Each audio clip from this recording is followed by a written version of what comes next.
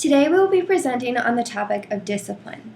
This can sometimes be a controversial topic because there are many ways to discipline a child, and not everyone has the same viewpoint of what constitutes effective or ineffective discipline.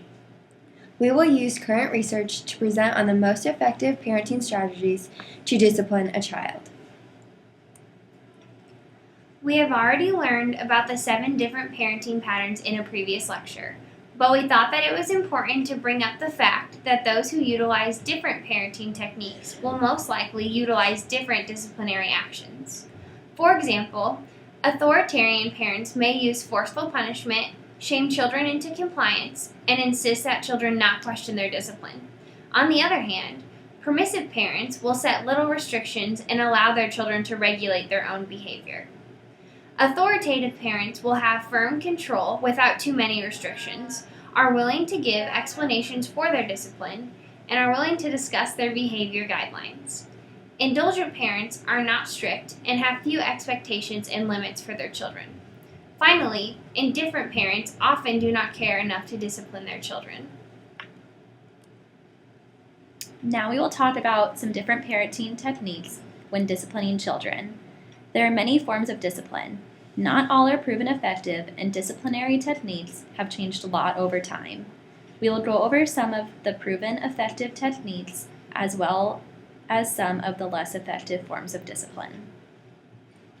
We will first speak over some of the effective forms of discipline.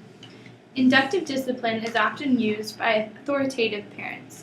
Induction is a parenting strategy designed to promote desirable behavior and reduce undesirable behavior in children by increasing their awareness of the likely consequences of their actions for themselves and others. There are 2 types of induction: self-oriented and other-oriented. Self-oriented involves pointing out to the child what the consequences of the child's behavior are likely to be. Other-oriented is explaining to the child how his or her actions affect other people. Induction is effective because it allows children to engage in pro-social behavior, gives kids motivation toward behaving more maturely, and gives them the ability to understand cause and effect, and it allows children the capability of understanding other points of view. Logical consequences is a form of discipline where the consequence fits the action. This establishes a connection between their actions and the consequence. An example of logical consequences is if a child breaks the rule of running out into the front yard. A logical consequence might be having to stay inside and play that day. Timeout is used to stop an unacceptable behavior but is not intended to punish. It gives children the opportunity to calm down and regain self-control. It can be a successful parenting strategy if carried out correctly. Overuse of timeout can cause the practice to lose its effectiveness. Timeout does not work for all age groups. Generally, children under the age of 2 do not understand the concept of waiting or being quiet. There are a variety of benefits for timeout. For example, it allows the parent to calm down and think rationally so that they can handle the situation wisely, instead of screaming or using physical punishment. Timeout works best with behaviors such as defiance, temper tantrums, hitting, and destructiveness. It has little benefit for annoying behaviors such as pouting, forgetfulness, and failure to complete routine tasks. Timeout is still somewhat controversial in its effectiveness and is widely studied by child psychologists. At a recent psychological conference, 5 experts in timeout showed support for timeout when used appropriately. Here's a video to show an example of good usage of timeout. Now we will switch to ineffective forms of discipline. Natural consequences is a form of discipline which allows children to experience the natural consequences of their actions without intervening. This allows the child to learn from their experiences. However, this may be dangerous to let a child learn like this, as there is a lack of rules and the consequences of the child's action might hurt the child or others. A good example to describe natural consequence discipline is when a young child runs down a sidewalk. Normally, this young child is not going to consider the consequence of falling down on the sidewalk. So, if that child were to fall and skin his knee, it would be a natural consequence of the behavior. Learning that falling down is a natural consequence is a form of parenting discipline, and the child may decide not to do that behavior again based on this consequence. Some parents don't believe in this and might suggest to their child to run on the grass instead, which would be considered induction discipline. Punishment is consequences logically unrelated to the child's problem behavior.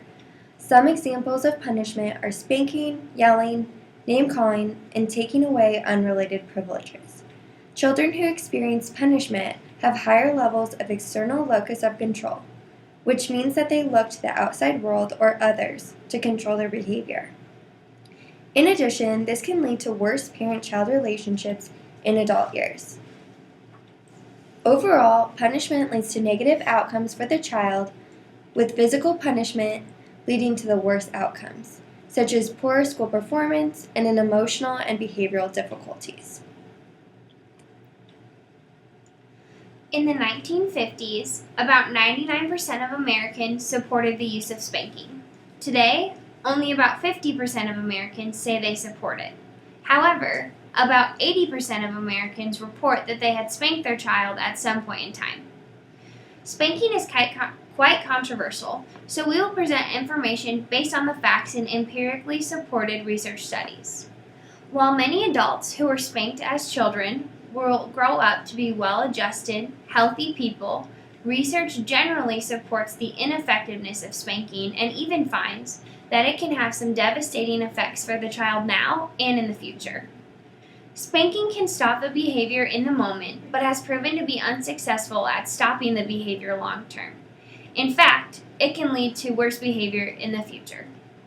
Some studies have found that spanking can model violence, which is often seen in children thinking it is okay to hit their siblings or friends at school. It can also cause harm to the parent-child relationship. Again, many believe that it works, and probably many of us in this room have been spanked. Some studies support its use, but overall, researchers find that it is ineffective and suggest the use of other forms of discipline that do not involve physical contact.